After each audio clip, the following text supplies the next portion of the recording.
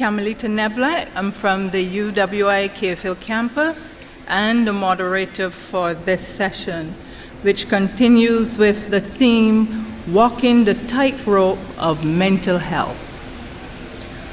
The presenter for this session is Dr. Garth Lips, and his presentation topic is the relationship of self-concept, discrepancies, employment status, and depressive symptomology among graduates. Dr. Garth Lips is a professor of applied psychology at the University of the West Indies, Mona campus. He teaches psychometrics to graduate and undergraduate students and research design, program evaluation, and psychological assessment in organizations to MSc and PhD students in the applied psychology and organizational behavior programs. His research broadly focuses on the factors that influence the development of adolescent depression, with an emphasis on the influence of high-stake testing, academic tracking, parenting practices, and neighborhood factors on adolescent depression across the Caribbean. Professor Lips is currently co-leading a multi-dimensional team of students, staff, and faculty who are designing strategies to make the Faculty of Social Sciences more student-friendly. He has a special interest in growth mindsets and their applications to solving social problems. Professor Lips received his PhD in applied social psychology from the University of Saskatchewan. He is the author or co-author of numerous articles and reports covering adolescent depression, early childhood education, test development and validation, access to higher education, and subjective well-being. Ladies and gentlemen, please join me in welcoming Professor Garth Lips.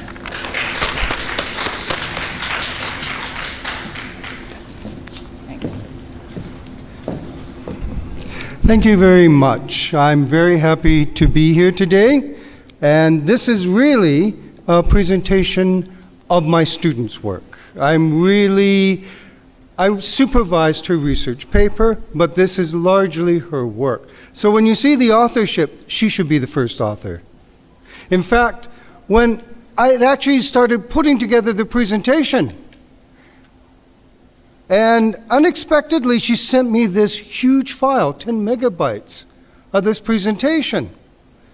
And I looked at it and I thought, oh, it's probably the typical student effort. And then I looked at it and I said, it's better than the one I'm putting forward. Oh, good God. So I threw away mine and adapted and added a few small things into this. Okay? So what I'm going to talk to you about is a bit of a technical theory, but really what it relates to is how you see yourself, how you would like to actually be, and then how you would how others see you in terms of normative standards. So can you recall a time when you were first accepted into university? Even if you never got to or applied to university, can you recall a time when you received the opportunity to do something that you believed would be life-changing? For many people, this life-changing opportunity is getting the prospect of getting a first degree. Have to learn how to use this. No, that's not it. There we go. Think I figured it out. When we were looking at some preliminary aspects of the research, we asked our respondents what they hoped to achieve from earning a degree, and what the biggest expectation they had was to get an education, as you can see from this graph, followed by getting a better job and then improving their social status and income. Okay? But what are graduates really graduating to? Are these expectations being met? Having completed one's first tertiary degree, many university graduates may experience a feeling of great accomplishment and joy. However, after the initial phase of joy and commendations on the newly awarded first degree, some graduates may begin to perceive a disparity between their actual and desired expectations of their life. So many graduates may in fact find themselves in a state of frustration, angst, or depression as they begin to perceive that their post-university expectations and desires prove more difficult to achieve than previously anticipated. Some graduates may also experience the additional emotional burdens from their parents, sponsors, or others who may share their own discrepancy about the graduate's post-university life. And here you have the scene. You're graduating from university, and then you go into the unemployment line. That's a perception that many people have. Well, what we wanted to do was investigate whether there is a discrepancy or gap between graduates' actual expectations of their life, their own self-evaluation of where they are, and their desired expectations for their lives following graduation. Okay? And we used a specific theory, a bit of a complex theory, called Higgins self-concept discrepancy theory. And we used it as a lens to look at university graduates' experiences following university. So we wanted to find out, are their actual and desired expectations matching? And if there is a gap, does this increase their vulnerability to depressive symptoms? Okay? So, self-discrepancy theory will be used, as I mentioned, as a focal lens for examining how recent graduates view themselves, how they believe others see themselves in relation to their current employment status, and how they would ideally like to see themselves. So, according to Higgins' theory, self-concept discrepancy theory, the self consists of three separate domains. You have an actual domain, which is how you evaluate what you're like. You have an ideal domain. These are the things that you expect to achieve. These are your standards of what you would ideally like to perform. And then you have an ought perspective. This is a social normative thing. This is the kind of thing that Newgarden described as your social milestones. You graduate from university. The first big milestone, finding a job, getting married, having children, buying a house. In fact, when I graduated from my PhD, I finished, couldn't go any further. Sat down on the Chesterfield and then thought, so what do I do? What's next? Turned on the TV, couldn't relate to anything. It was all kind of mindless pablum. Way too simple. The only thing I learned was how to dress. And then I went through all the social milestones I was supposed to have achieved. Well, for people of same age, they should be married. I don't even have a girlfriend. Okay, then you should have children. Well, you kind of need a spouse, hopefully, or at least a relationship. Didn't have that. Well, then you should probably be fairly advanced in your career. I'm just starting it. And then I put all of that together, and I thought, my God, I'm a social retard.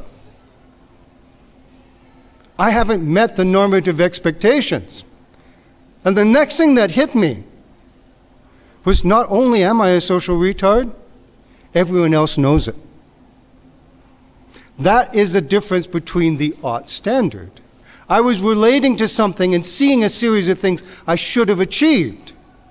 And then I was also looking at both what I thought I normally should have, and then I also looked at another perspective. So Higgins' self-theory talks about how you see yourself, how you evaluate yourself, talks about having an ideal standard, what you were striving for, and then it also talks about a normative standard, which is the ought. And there are two sides to this. This is how you evaluate yourself, and this is also how significant others evaluate you. Okay? So the actual self-domain incorporates your perceptions of the different talents, flaws, attributes, and abilities that you believe you have and others may believe you have. Okay? The ideal self-domain incorporates what you would hope to aspire or wish for yourself, and what significant others would ideally want to wish for you. And the ought domain, as I mentioned, embodies the should aspect of one's perceived reality. It includes an assessment of what the person believes he should possess, as well he believes that others think are their duty, responsibility, or obligation to be. And you see this wonderful picture. There you are, the kitten. You're looking in the mirror and you see the reflection of what others expect you to be, a lion. Isn't that a nice depiction of this ought dimension? Okay, so here's a bit of an overview. You have your actual self, and there can be a discrepancy between what you would ideally like to be and what you think or others think you ought to be. Okay, and this has some consequences. So if there's a discrepancy between what you actually see yourself and what you would ideally like to be, or others would ideally like you to be, that will lead to unhappiness, disappointment, dissatisfaction, and self-dislike. If there's a discrepancy between what you see yourself as being versus what you feel or others feel you ought to be like, you'll likely feel fear, anxiety, personal inadequacy, and alienation. You have this feeling or fear of punishment, embarrassment. Okay? The combination of the three self-domains and the two perspectives can result in 6 different types of self-concept discrepancies. However, only 4 of them have really been researched. The actual own, ideal own, actual own, ideal other, actual own, ought own, actual own, ought other. So it's really comparing how you are to how you would like to be and others would like you to be, and how you would like yourself to see, how far you're going along those social dimensions, and how others perceive you to be. The perspective on how others see yourself has generally not been examined. Okay. So when an individual experiences an actual own, ideal own, self-concept discrepancy, the individual perceives that there's an incompatibility between how they see themselves and how they would ideally like to be. In other words, the individual perceives a state in which the fulfillment of his or her desires or dreams seem unlikely. And this evaluation of the situation is presumed to be related to feelings of dejection, which includes hopelessness, sadness, and disappointment. So if you're not meeting your own standards, you're likely to feel dejected, hopeless, sad, and disappointed. If there's a mismatch between your own self-evaluation and what others would ideally like you to be, you're likely to experience feelings such as frustration, disappointment, or feeling of sadness. This relates because of the feared disappointment that significant others may have because you haven't achieved their standards for you, their ideas of how you should excel. Okay? In terms of the actual own other, here there's a mismatch between how you view yourself and what significant others think you are obliged or obligated to achieve.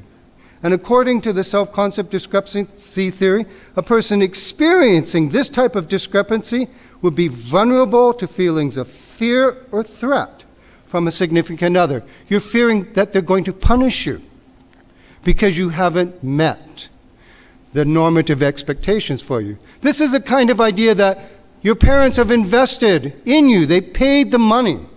They expect you to go on and get a good job, and now you're unemployed. You have this feeling that suddenly, unless you find a job soon, they're going to punish you. They're going to throw you out of the house. They're going to disown you. There's going to be some form of punishment that is going to come about. The last self-concept discrepancy is when there's a mismatch between how you see yourself and what you think you should have achieved normatively. And this is related to the feelings of guilt, shame, and embarrassment. And in terms of myself, I felt embarrassed that I hadn't achieved all of those milestones after I had finished my PhD. And what really struck me was the fact that others could see that. It was that actual own other that really got me. There's something else that's important. What if these standards don't mean anything to you, or you don't really value them? Some people really don't have any standards for themselves. They just float along in life. And what comes, comes. And then their parents, well, you know, those are other people. I evaluate myself. For some people, these self-guides are not very important. But the more important they are, the more strong the emotions you're going to experience. And also, the faster these expectations and these emotions are going to come. Beck talks about how people overlearn a series of expectations. And once you've overlearned them, and they're important, they quickly come into your mind before you even have the ability to think about it. And it's the same thing with Higgins' self-concept discrepancy theory. Okay? So, summarizing all of this, self-concept discrepancy theory proposes that when an individual's desired perceptions don't match up to their desires, a state of emotional discomfort or self-concept discrepancy may occur. Depending upon how significant the discrepancies may become greater in magnitude, more available, more accessible, and lead to greater levels of emotional response. Okay? And the nature of these discrepancies may result in increased vulnerability to either agitation, anxiety, fear of punishment, or dejection, more along the lines of depression. Okay, so I've talked about Higgins' self-concept discrepancy. I've talked a little bit about the experience graduates have and some of the expectations. On to talking about predispositions to depression. Studies have suggested that there are marked levels of depressive symptomatology and vulnerability to depression amongst undergraduates. In fact, some people have said going to university puts you at risk for mental health issues.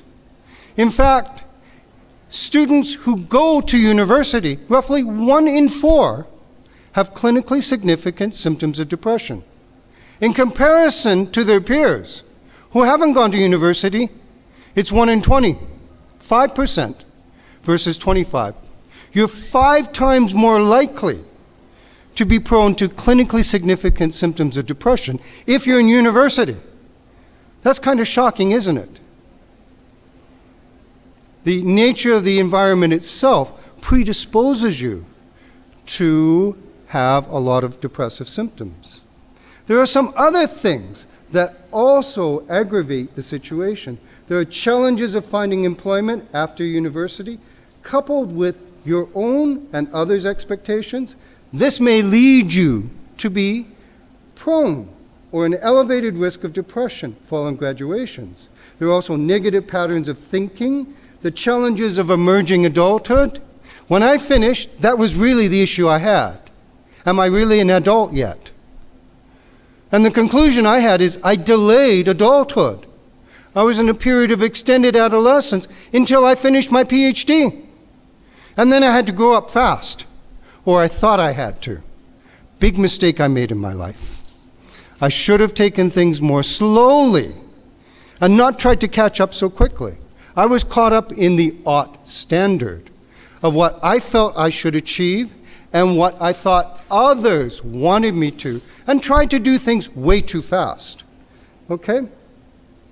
There is navigating the transition from school to employment. What is expected in school is very different from what's expected in a job. I found working was far easier than going to school. Working was far less stressful than going to school, because every day I went to school, my self-esteem was being challenged. Every assignment, every exam was a check. It was a test of your own self-esteem.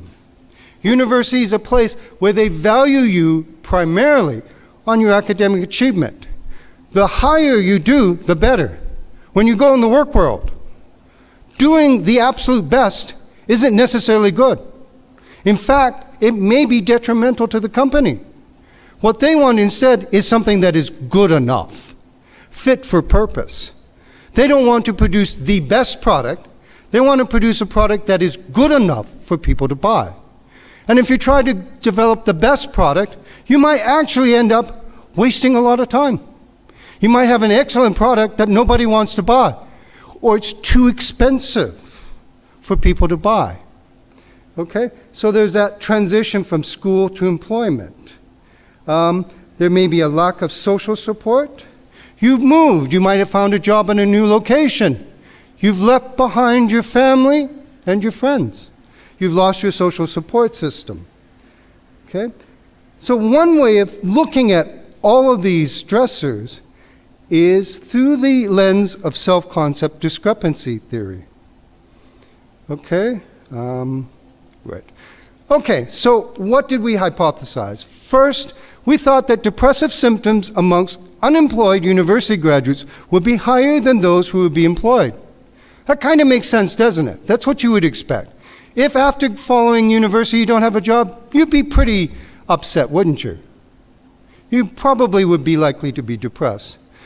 We also thought that graduates who had actual own, ideal own, or actual own, ideal other self-concept discrepancies would report higher depression scores. So the bigger your actual own ideal standards were, that discrepancy, the more likely or the stronger you would feel depressive symptoms. Also, we expected that university graduates who have high actual own other self-concept discrepancies would report higher depressive symptoms than graduates who had smaller. So we thought there would be an interaction, essentially, between those two.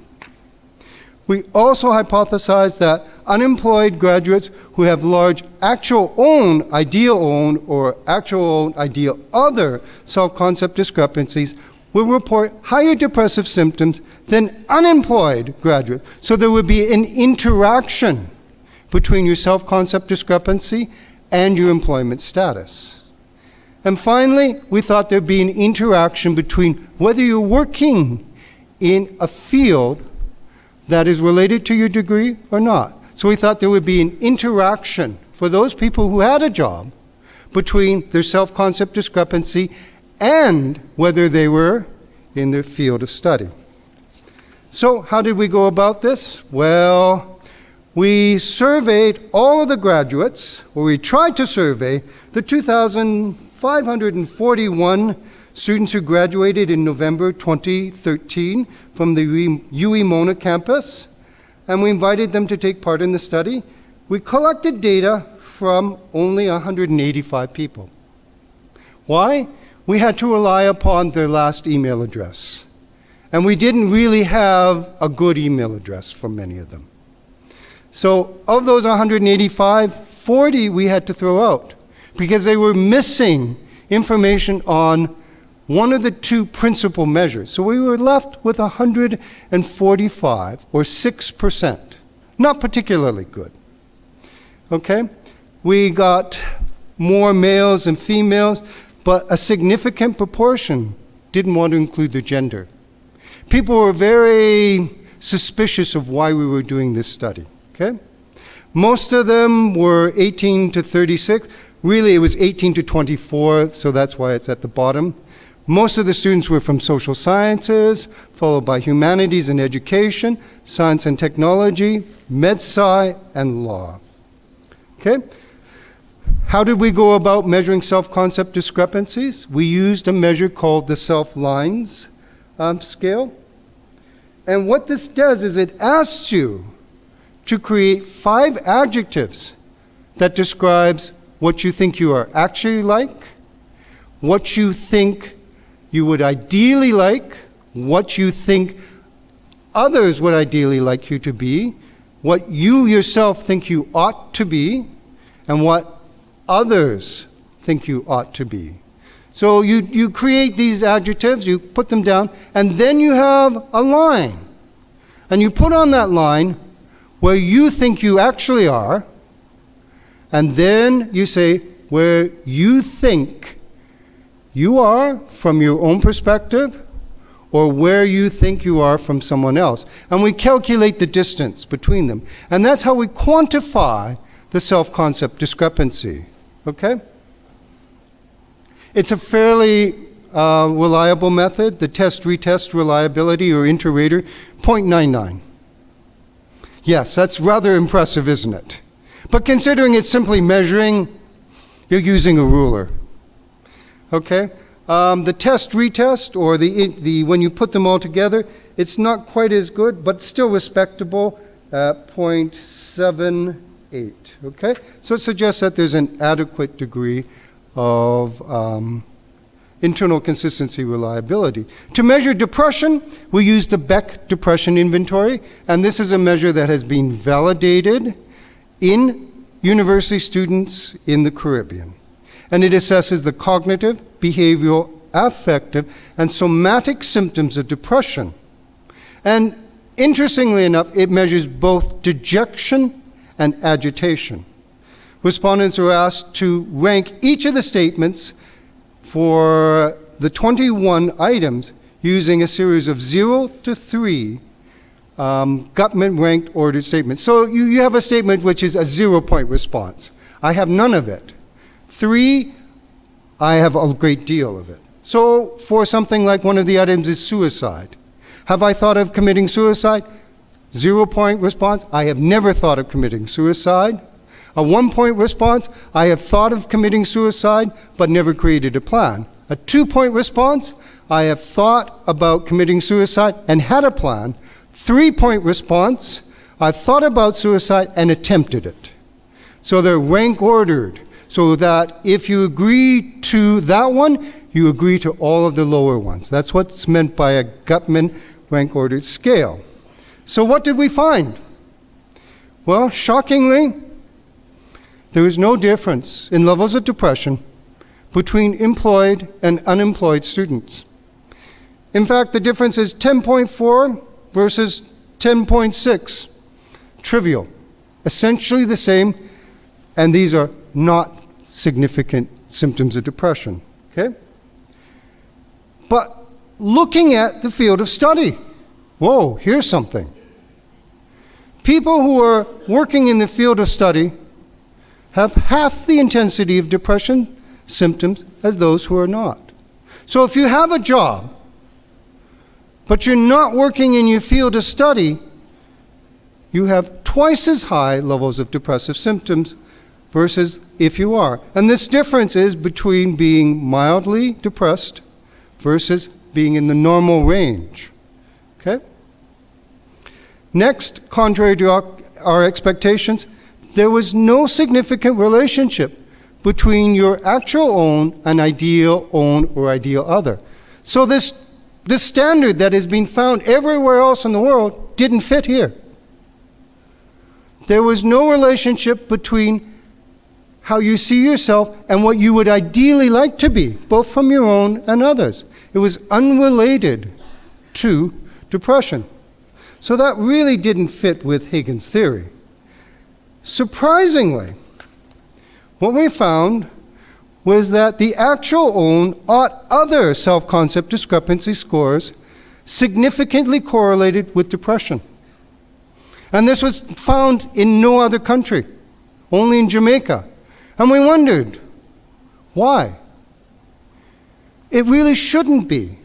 But then we subdivided the Beck into two sides, dejection and agitation related. And what we found was that the actual own ought other were related to the agitation symptoms of depression, but not the dejection. So that shows where it fits. There was the interaction between actual own ideal other self-concept discrepancy scores and employment status was non-significant, okay?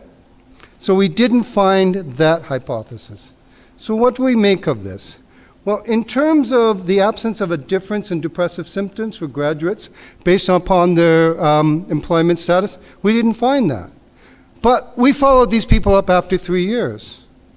And it's possible that the graduates have become adjusted to their employment status, whether you didn't have a job or not, or whether you did. So if you didn't have a job, you started rationalizing, well, you know, it's a tight labor market. I'm in a field where it's tough to get a job. My degree, philosophy. Who's going to hire someone in philosophy, right? English literature, French, history.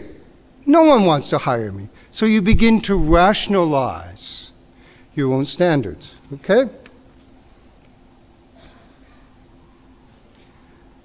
Another possible explanation for the absence of findings could be that recent graduates' levels of self-concept discrepancies were adjusted by the passage of time. For some graduates, there's an uncertainty as to where life is going, what to do, or where they would be working, and at what point they should become employed.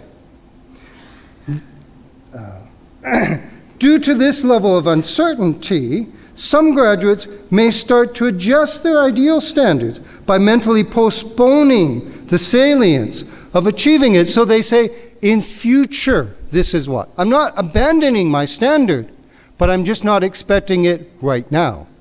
I'm going to give myself a little bit of time. We found that there was no significant relationship between actual own ideal other among the graduates, okay? And here, here essentially we predicted that this would be true, but what we suggest is that perhaps over time graduates may perceive a lower expectation of their actual or their ideal standards from significant others, who themselves may have become more understanding to the graduate who is still seeking employment. With time, other modifiers may also reduce the salience of the ideal self-concept discrepancies. And these include things such as employment, the postponement of fulfilling the ideal standards due to perceived external standards, the presence of social support, or you may have perceived that you've grown in other areas. The achievement in other paths towards adulthood, finding a relationship, buying a house, advancing in your career, and then perhaps maybe you develop some coping mechanisms.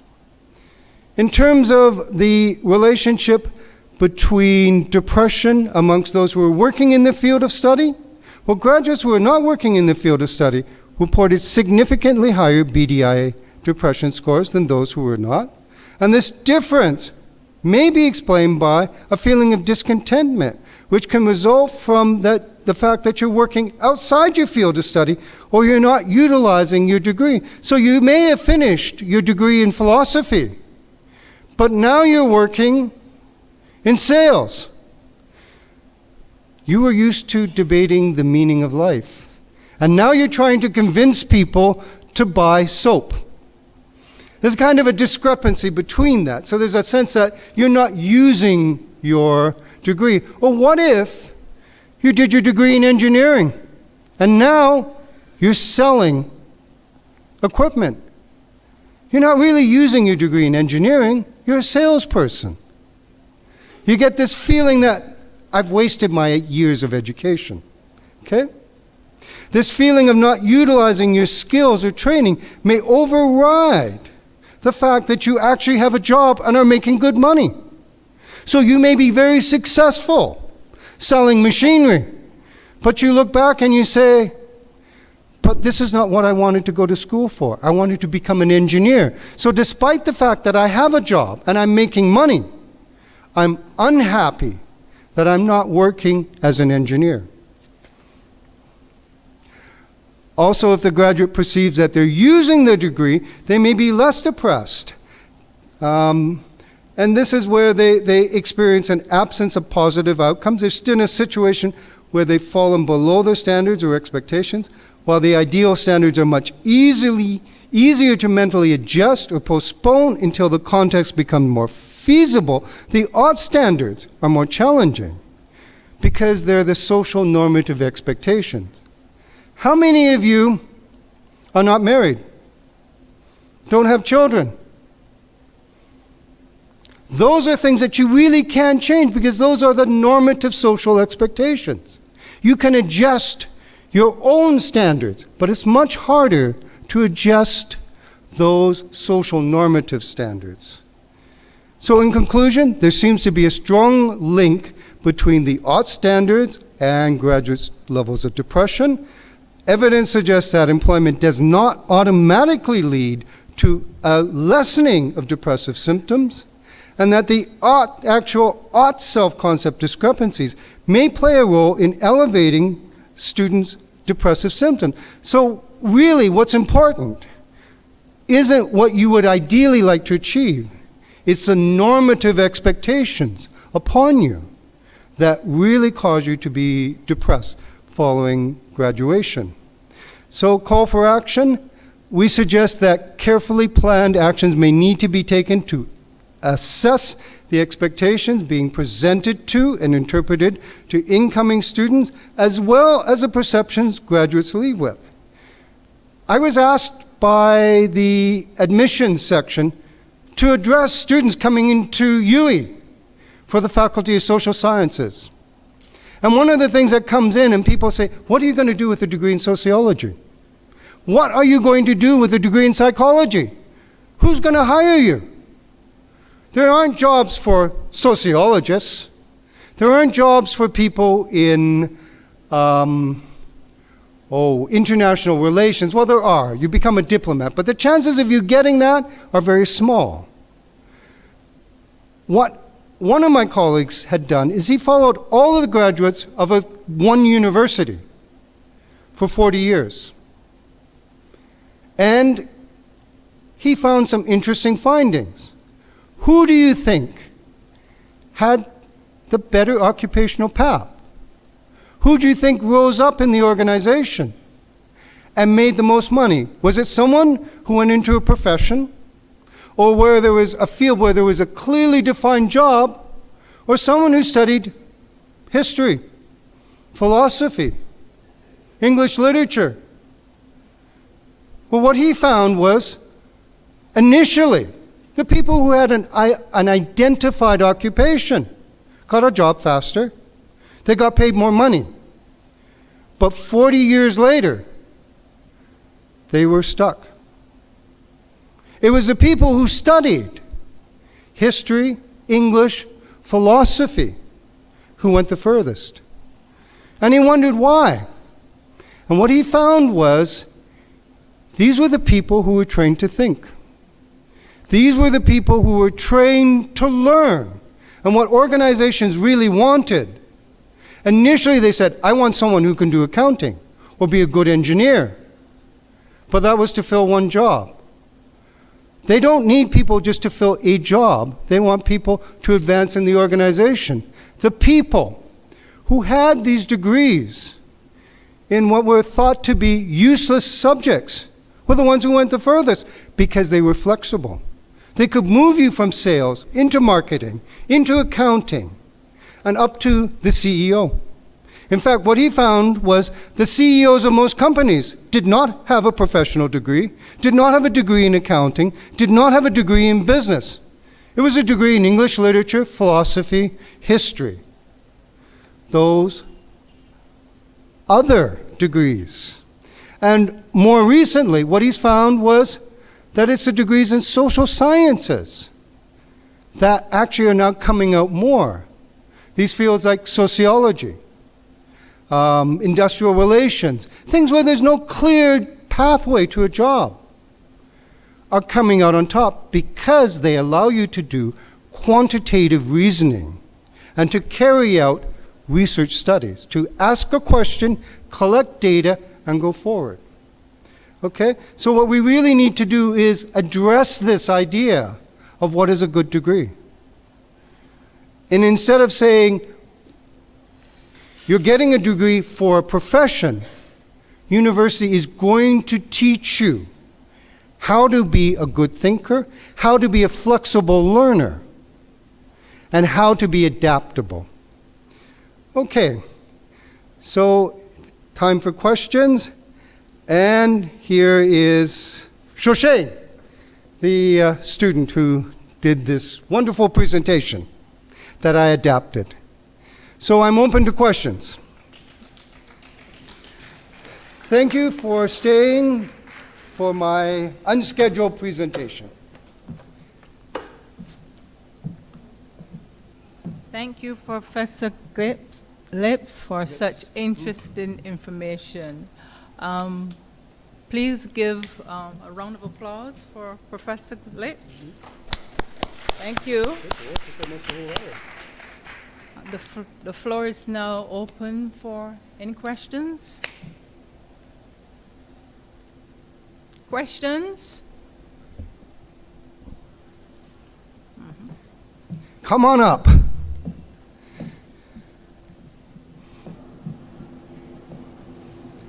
Well, Professor, I found the presentation very interesting.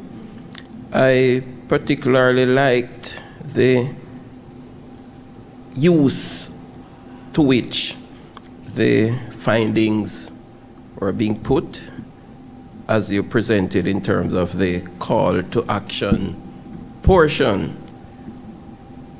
And then it precipitated the question of further, if there are further considerations that you could give to how, you have mentioned some, but just to take it a little further, how institutions might prevent students from being mugged by reality in terms of building their resilience mentally, and also this other aspect which came out a lot in the presentation, graduates getting jobs, the job-centric approach versus the entrepreneurial considerations of graduates using their skills to create jobs, that there was less of that and more of the job-centric orientation of graduates, which would suggest that there needs to be more of the other as part of this mix as well, I would think. Okay, what I can say is there has been a change in what employers expect. It used to be that employers would take a graduate and train them for their company. So what Grace Kennedy wants for an employee is very different than what Red Stripe Diageo expects. But now companies have reduced their training budgets. They want to become leaner, meaner organizations, so they have passed off this expectation to universities. And they've asked universities to create people that are work ready in their company. No university can do that because we don't know what it means to be work ready in Grace Kennedy. When you apply to university, you're not applying for a job in Grace Kennedy or Red Stripe. So there's no hope that we can ever do that. So this mismatch, this moving of the expectations of employment readiness is really a shifting of training from employers onto the universities. They now expect us to be producing people who can immediately fit in their organization and know their organizational culture and know their management systems and their policies and procedures. We can never do that. So in a sense, what we have to do is emphasize the fact that we are meeting the ideal graduate. We are producing people who will advance in your company. So if you want to hire an accountant, we're not going to ever be able to produce the best accountant for you. But if you want to have someone who is going to go through your organization, who is going to be able to be creative, excel, and advance your organization, we are the place to do that. We are developing those skills in people. It is up to the organizations to train people in their own policies and procedures and their own culture.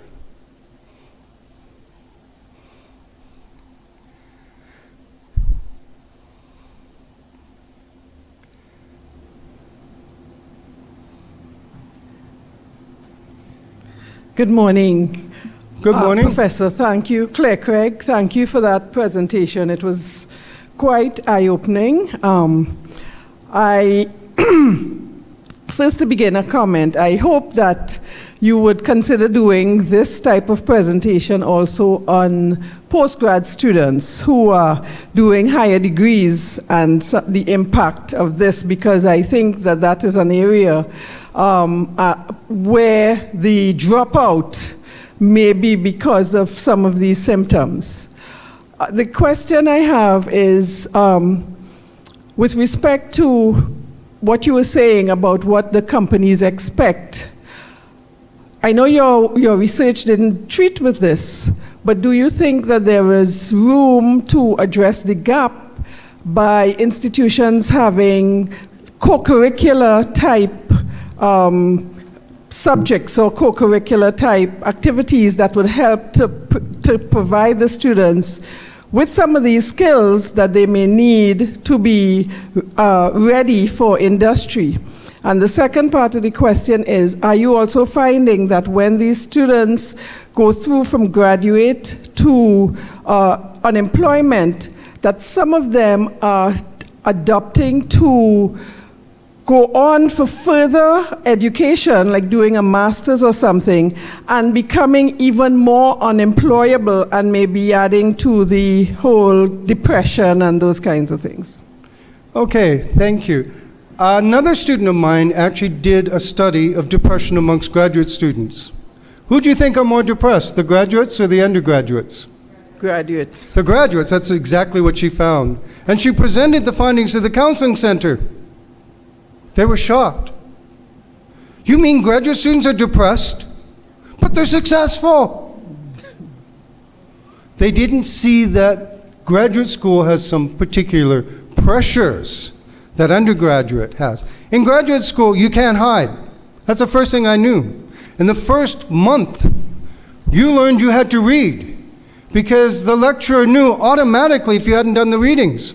And what they would do is they would make you the focus of the lecture. You couldn't hide like you were when you were an undergraduate.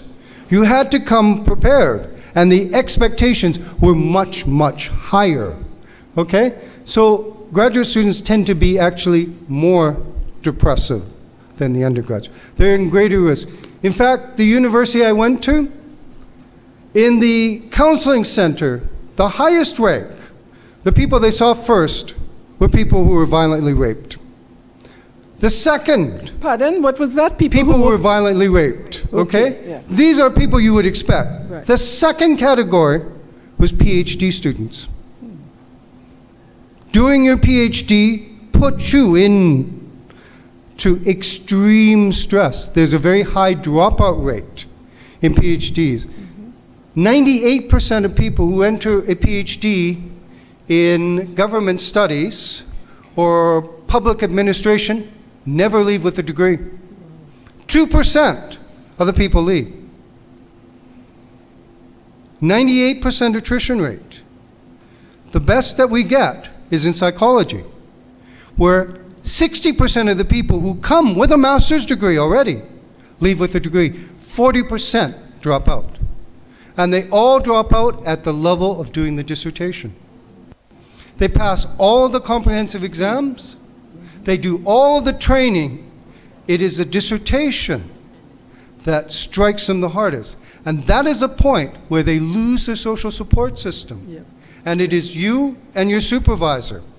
And you better hope you have a very good relationship with your supervisor. Because if you don't, you're going to be in trouble. If you encounter a supervisor who's abusive, or who believes, I had it tough, you should have it tough as well, otherwise my degree means nothing, you're in trouble. Okay, so that partly speaks to that. In terms of employability, getting a graduate degree will make you more employable. And it varies from country to country. In the US, getting a master's degree does not increase your employability over an undergraduate degree. Getting a PhD increases the chances of you getting employed and makes a substantial increase in your salary. In Canada, getting a PhD pays you $2,000 a year more versus a master's degree. It's the master's degree that gets you a job and gets you a high-paying job. The PhD merely gets you a little bit of money. In fact, many people do a mental calculation, and they don't come back to finishing their PhD, so they run out of money, they find a job, and they say, eventually I'm going to finish it. All I have to do is just write up the changes and hand it in. And then life happens. They meet someone, they get married, they have children, they buy a house, more job expectations come in, and the dissertation drops down. But they think, oh, maybe I'll take a year off. And they say, okay, so I'm earning $80,000 a year in my job. If I'm going to make $2,000 a year more, how many years would it take me to make up the money I would lose? 40 years. Your working life is not 40 years. So many of them say, it's not worth it. So there's a very high dropout rate in PhDs, in part because the financial returns often are not that good. Thank you. You're welcome.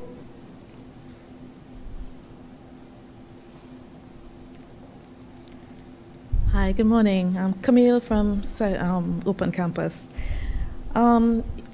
Just in case I missed it, during your study, you spoke about persons who would have an expectation of themselves, but what persons expect of them differs, and so there's a gap.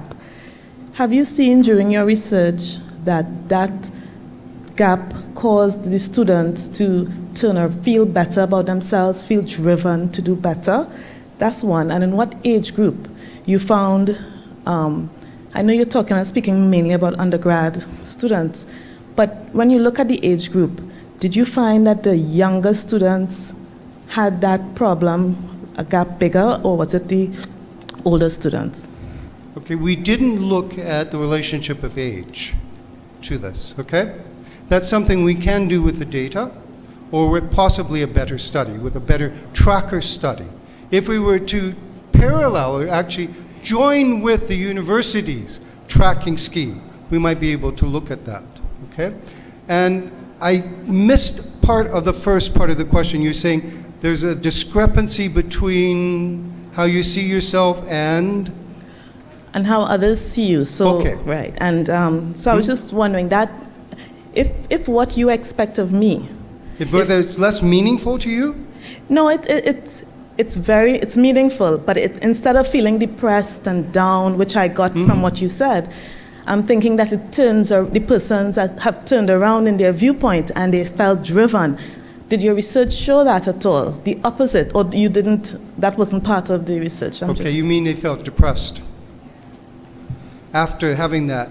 Well, you look at myself when I finished my PhD, sat down on the Chesterfield, and realized I'm a social retard. I haven't gathered all of the life sort of milestones I should have. I tried to run fast to get all of those things, and I didn't do well. I didn't find the best spouse. I didn't find the best job, etc. I ran too fast to achieve what I wanted to. So if there was one message, and it's what I always tell students, is don't try to grow up too fast after graduate school. Thank you. Sorry. Hi, Prof. But I wanted to follow up on that question because I had something similar. It seems to me that when you do the art thing, it varies with respect to a reference point. It could be fluid throughout life. So her question about could people's expectations of you actually be lower than yours of yourself, or depending on where you're from, say a social economic status, the people may not want you to achieve some of those things, and perhaps your academics would be the pinnacle of what you could expect from your community or something like that, which would mean that you would feel good if you did that versus if you made some of the other changes in your life. So I actually thought of that as well. I don't think the answer that you just gave now addressed that. So I understand the question a little more clearly now. It's that discrepancy between what you would ideally like to be and how you adjust your standards to that. Well, what I think happens is people adjust their standards, or they change the reference group to which they compare themselves to. So your reference group might change from your parents to your significant other, your spouse, or your children, or your boss. So there may be a change in reference point. That's the first thing. The ideal standards are much more easy to change, but the normative standards, are much tougher, because those are things that you're expected to achieve from just growing up, from society itself. Those are the social milestones you're expected to have as an adult. Those are things that are much tougher to change, but your own standards, your own expectations of how you would like to excel can change by changing your reference group. So it's much easier to change those than it is to change your normative standards.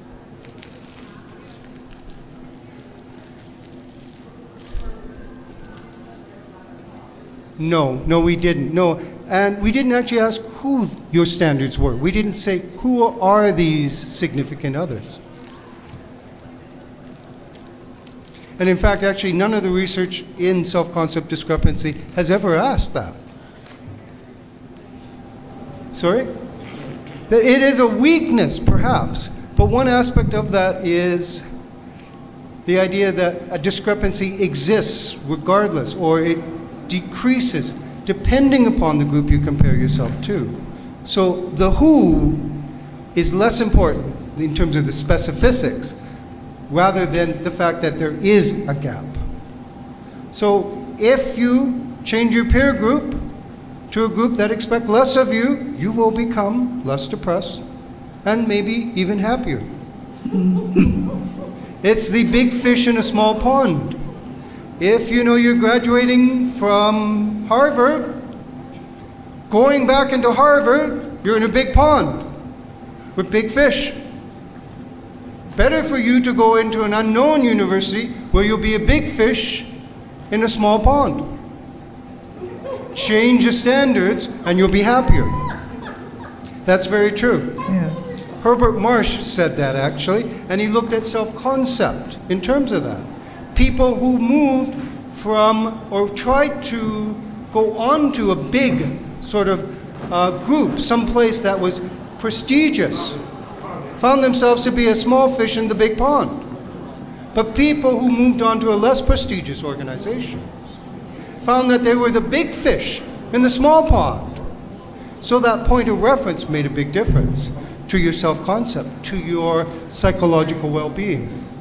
Sometimes maybe trying to work in the best place may not be the best for your mental health.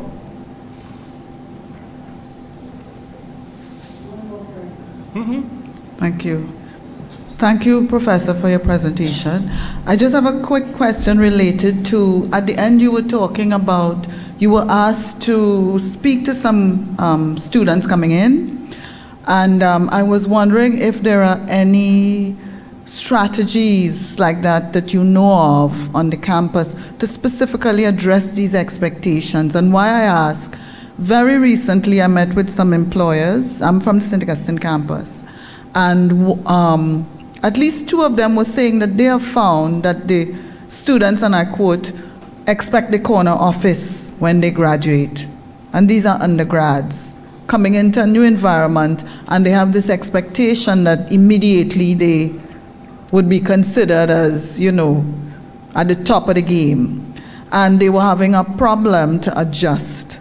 So, and then you were talking about being asked to talk about these expectations. So I was wondering if you're aware of any specific strategies that the university is putting in place in recognition of these things to address these expectations. I think probably the best approach would be cooperative education, where you combine your degree with a work placement. You go to school for 8 months, you work for 4 months. Like in Canada. And that works anywhere. We have a program at UE in Mona, which works in accounting. And we're working to expand that to other programs in the Faculty of Social Sciences. So that's one that you know of Yes, for sure. that is sort of, some students don't want to go on to graduate school, so what do you do with them? Yeah. It's probably better to put those students in a co-op program and make them work ready. And what they find is that employers, one of the employers where you've done one of your placements, your cooperative placement, likely will hire you. Yeah. And along the way, before we even allow you to go into that program, we ask that you go through some preparation skills. The ability to write clearly, the ability to understand how to communicate with people. So those programs usually give you a little bit of work readiness, but the big thing that comes is actually working in the organization. Yeah. Thank you.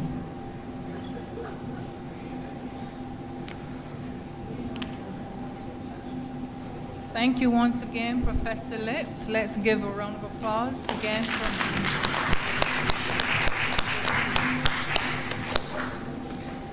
Thank you, the audience, for such a very good interaction. Thank you.